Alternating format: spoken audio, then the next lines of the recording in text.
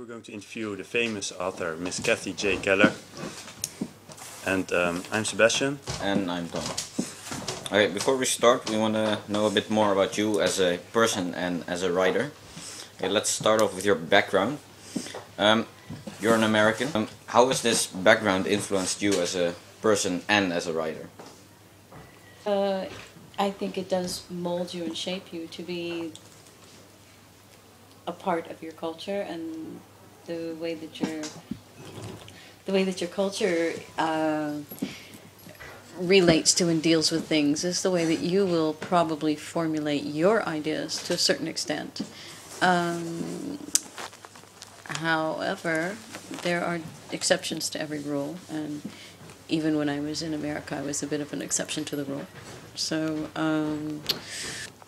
as far as American influence on me personally, as all of my friends and students know, I'm a complete pacifist. So the thing that makes an impact on my life living abroad as being American is, for some reason, anything that happens negative in America, it seems that, I feel a personal attack on it when students ask me, why did America do that? Because my response is, gosh, I don't really know. Because I didn't agree with a lot of the policies that they did. So now that you've had a taste of other cultures outside of the US, do you feel that it would have been better for you, or you would have rather wanted to grow up in another culture? No, I'm kind of glad that I grew up in America and as an American, because now I have the contrast. Now that I've lived abroad for 13 years now, I do know that every time in the past 5 years that we've gone back to America for a visit, it's more difficult for me to feel that it's where I belong. So I've outgrown America. Don't think I could ever live there again. Okay. So, speaking of the contrast, you came to the Netherlands quite a few years ago. Was it like a culture shock to come from the United States, the country of excess, extravagance, and you name it, to the perhaps down-to-earth and dull country of the Netherlands? Was it a culture shock, or...? It was, but for exactly the opposite reasons. When you come to Holland, you realize that speaking your mind is a bit different, because in America there's this different level of politeness, where that I found a bit of a culture shock, because quite often in Holland, when I first moved here, I was a little taken aback that people would come right out and ask you the most oddest questions, that you would normally, you would never dream of asking someone, about their sex life or their personal life, or how much they weigh or how much money they make. You would just never dream of asking somebody that in America, because that's considered rude. But as far as with the extremes and the excesses, I don't feel that I really left anything behind as far as that, because I was always sort of a moderate person when I lived in America. I'm an extremist as far as my erratical behavior I went from being an accountant to being a massage therapist. So how right brain, left brain is that? So I on a personal level, I think I'm very opposite ends of the spectrum. We also know that you're a teacher at a very certain school in The Hague. Yes. How important is teaching to you? And how important are your students? I love teaching. I love every minute of teaching. It is my... My husband quite often reminds me I came to Holland for him, not my IB students, because the course that I teach takes a lot of time. Say you are very enthusiastic about teaching. So, if the situation would occur that if you, to be able to continue your writing career, you had to quit your job as IB teacher, what would you do? If I had to choose, first of all, I'm sure I will never have to make that choice. And many writers, if you look at the back flap of books, many writers are also teachers. Either at university. Say you had a nervous breakdown and you could just do one little thing. I would choose probably for just for teaching, Yeah. honestly. And Yeah. forgo the personal glory. Yeah, over personal one. The reason I would choose for teaching is because, for real, I get so much energy back from my students, and I think that that's really what it's all about. And it's, you know, one of my favorite books that I read with my students is The Secret Life of Bees from Sue Monk Kidd, because it's all about the love. As I was trying to say before, you like teaching a lot, but do we, the students, also inspire you and your works? The next one coming up is not actually a novel. It's my first try at nonfiction. That book is going to be a bit of an inspiration of my students. Teaching because, for dummies. No, I'm working at the moment on a cookbook. That's like a cookbook slash travel book. And we inspire a cookbook? Yes. Okay. Because of teaching an international baccalaureate program, it attracts students from a lot of different cultures. Mm-hmm. And, for instance, I have students that their ancestors come from Indonesia. Okay. But anyway, so I would like to involve the students as well in the cookbook, because I would like to have recipes from all different countries. And so students and just friends of mine that are from different countries. And then I will also include a story about their country in the cookbook as well. Okay, so, well, if the students didn't really inspire you, Yes. did the material in the classes inspire you?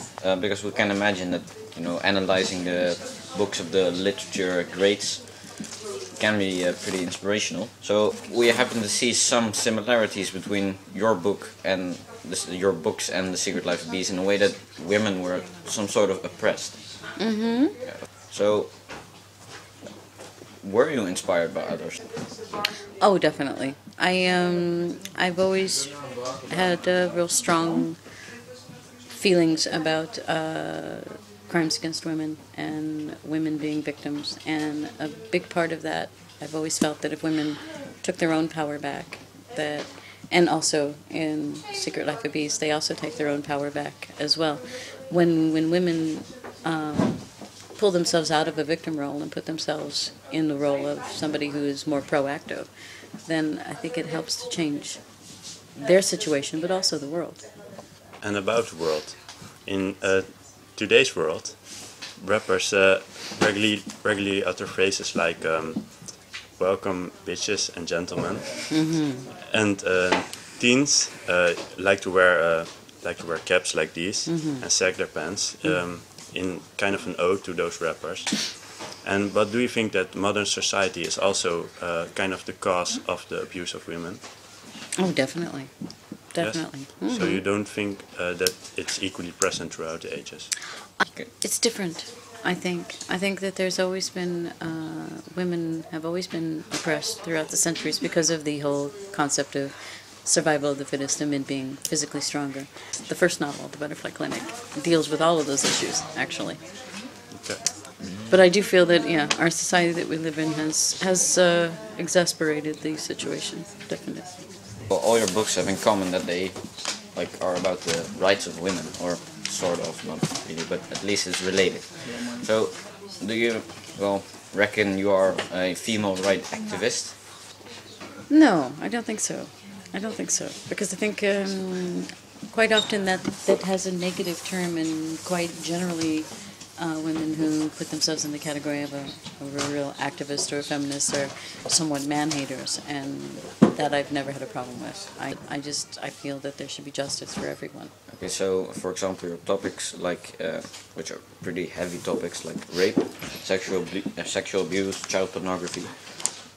Do you choose them to address them in public so that people become more aware of them, or?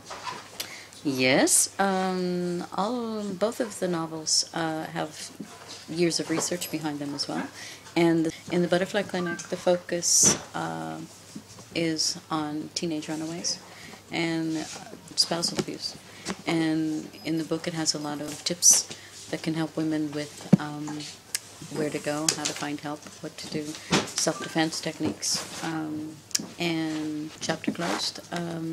There's actual statistics about the current status of the current statistics of rape. Every 2 minutes, a woman is raped.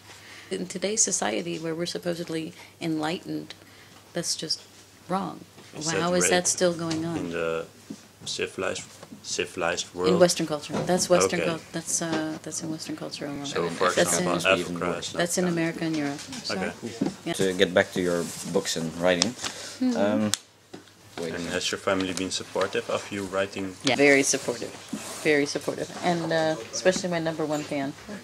How did you actually go along writing your books? Did you have a rough outline of what you wanted to say, or Yeah, I did actually. I had a rough outline. And then I built my characters from there and then just sort of filled in each chapter.